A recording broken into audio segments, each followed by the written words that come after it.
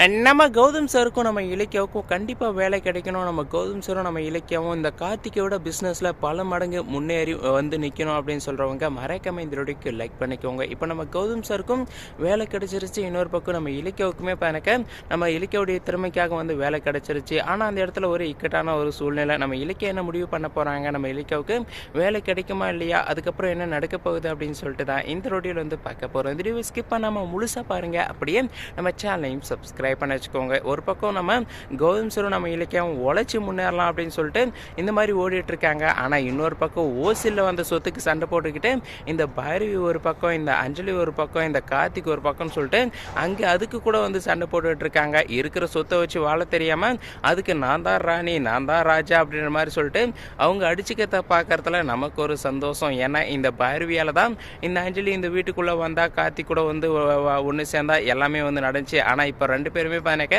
மாற்றி மாற்றி அடிச்சுக்கிறாங்க. இந்த அஞ்சலியை வந்து இந்த அஞ்சலியெல்லாம் இந்த பைரவியை ஒரு ஆளாக கூட வந்து மதிக்கிறது கிடையாது. இன்னொரு பக்கம் இந்த பைரவி எப்பவுமே ஒரு கெத்தாக வந்து இருப்பா இல்லையா, நான் சொல்கிறதா இந்த வீட்டில் வந்து நடக்கணும், நான் சொல்கிறதா சட்டம் அப்படின்னு சொல்லிட்டு இருப்பா இல்லையா, அதெல்லாம் வெத்தாகி போச்சு. அதெல்லாம் ஒன்றுமே இல்லாமல் இந்த பைரவி அந்த வீட்டில் ஒரு ஆளாகவே வந்து இல்லாமல் வந்து ஆயிட்டாங்க. இந்த பைரவிக்கு இப்போ என்ன பண்ணுறதுன்னு சொல்லிட்டு ஒன்றுமே வந்து தெரியல. நம்ம கௌதம் இலக்கியா இருந்தபோதான கூட அந்த மரியாதை அந்த கெத்தெல்லாம் இருந்துச்சு. ஆனால் இப்போ வீட்டில் ஏதோ ஒரு மூலையில் ஒரு நாய் மாதிரி கிடக்கிற மாதிரி வந்து ஒரு சுச்சுவேஷனில் வந்து இருக்காங்க இல்லையா, அதனால் இந்த பைரவி கண்டிப்பாக சும்மா இருக்க போகிறது கிடையாது. இந்த பைரவி ஏதாச்சும் வந்து பிளான் பண்ண தான் போகிறாங்க. இந்த அஞ்சலிக்கு எதிராக சதி பண்ண தான் போகிறாங்க. எப்படியோ ஒன்று இந்த அஞ்சலியும் இந்த பைரவியும் அடிச்சுக்கிட்டு ரெண்டு பேரும் ஆளுக்கு ஒரு பக்கம் எனக்கு வீட்டு விட்டு ஓடினா நமக்கு சந்தோஷம் தான். இப்போ நம்ம கார்த்திக் பிஸ்னஸ் வந்து எடுத்து நடத்திட்டு இருக்கான் இல்லையா, கண்டிப்பாக நம்ம கௌதம் அளவுக்கு இந்த கார்த்திகால பிஸ்னஸை வந்து நல்லபடியாக கொண்டு போக முடியாதுன்னு சொல்லிட்டு நமக்கு ரொம்ப நல்லாவே வந்து தெரியும். அதே மாதிரி தான் நம்ம கார்த்திக் இந்த பிஸ்னஸில் மிகப்பெரிய ஒரு லாஸ் வந்து பண்ண போகிறாங்க. கம்பெனியை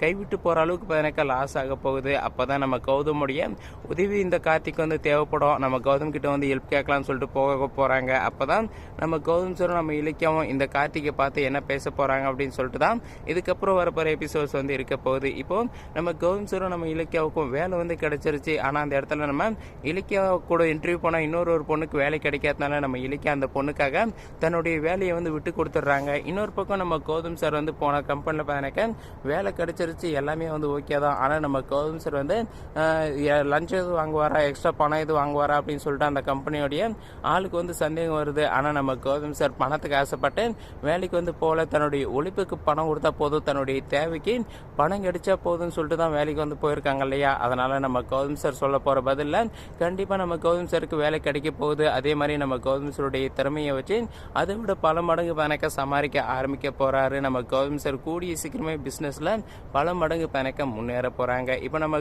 ஜானகியமாவும் நம்ம ரேவதி அம்மாவுக்கும் இந்த விஷயம் தெரிஞ்ச உடனே ரொம்பவுமே பணக்க சந்தோஷப்பட போகிறாங்க. இன்னொரு பக்கம் இந்த எஸ்எஸ்கே தான் தன்னுடைய அப்பான்னு சொல்லிட்டு நம்ம கௌதம் சாருக்கு இன்ன வரைக்கும் வந்து தெரியாமல் இருக்கு இல்லையா, அந்த விஷயம் கூடிய சீக்கிரமே நம்ம கௌதம் சாருக்கு வந்து தெரிய வரணும். எத்தனை நாள் தான் நம்ம இலக்கிய எல்லாத்தையும் மூடி மறைச்சு வச்சுட்டு இருப்பாங்கன்னு சொல்லிட்டு தெரியல. கூடிய சீக்கிரமே இந்த விஷயம் உண்மை வந்து தெரிய வந்தால் ரொம்ப நல்லா இருக்கும். வரப்போகிற எபிசோடில் இந்த மாதிரி நிறைய சுவாரஸ்யம் காத்திருக்கு. இதுக்கு மேலேயும் பார்த்து தெரிஞ்சுக்க நம்ம சேனலை சப்ஸ்கிரைப் பண்ணுங்கள்.